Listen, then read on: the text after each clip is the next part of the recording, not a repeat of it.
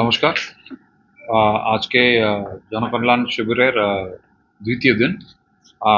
তো আমরা পশ্চিমবঙ্গ সরকারের উদ্যোগে সারা রাজ্যের জেলার সঙ্গে মুর্শিদাবাদ জেলাতেও 3 দিন ব্যাপী 15, 16 আর 17 জুন জনকল্যাণ শিবির শুরু হয়েছে।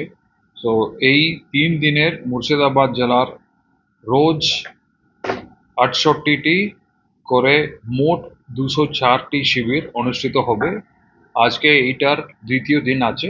তো পশ্চিমবঙ্গ সরকারের আপনার সরকার আপনার পাশে কর্মসূচির সঙ্গে অঙ্গ হিসেবে আয়োজিত জনকল্যাণ শিবিরে মুর্শিদাবাদ জেলা জুড়ে সাধারণ মানুষের ব্যাপক সাড়া লক্ষ্য করা গিয়েছে। 16 জুন 2026 তারিখে জেলার মোট 68টি শিবিরে প্রায় 1,20,350 জন নাগরিক উপস্থিত থেকে বিভিন্ন সরকারি পরিষেবা ও জনমুখী প্রকল্পের সুবিধা গ্রহণ করেন। জেলা জুড়ে অনুষ্ঠিত এই শিবিরগুলিতে নাগরিকরা আজ 16/6/2026 তারিখে 1,42,321টি সরকারি পরিষেবার জন্য আবেদন করেছেন।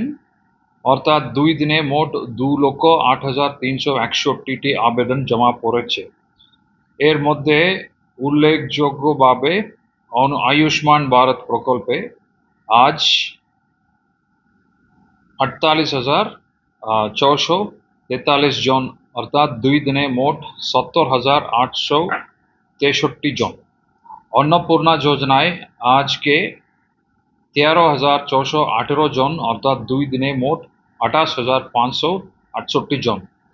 বিবিজি রামজি জব কার্ড সংক্রান্তে পরিষেবায় আজ 20,892 জন, অর্থাৎ 2 দিনে মোট 27,513 জন।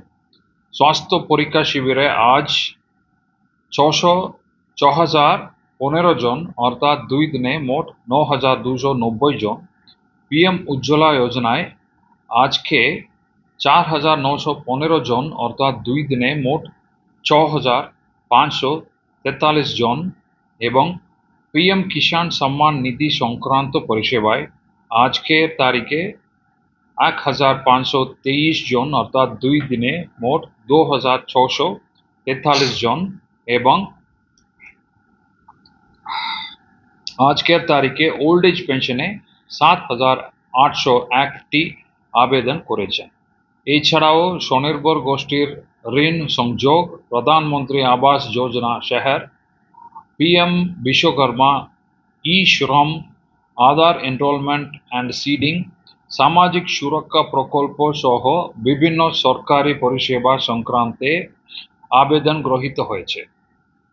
মুর্শিদাবাদ জেলা প্রশাসনের পক্ষ থেকে জানানো হয়েছে আগামী দিনগুলিতেও আগামী একদিন বাকি আছে 17 তারিখ জেলার বিভিন্ন প্রান্তে নির্ধারিত সূচি অনুযায়ী জনকল্যাণ শিবির আয়োজন করা হবে, যাতে সরকারি পরিষেবা আরও সহজ ও দ্রুত সাধারণ মানুষের দোরগোড়ায় পৌঁছে দেওয়া যায়।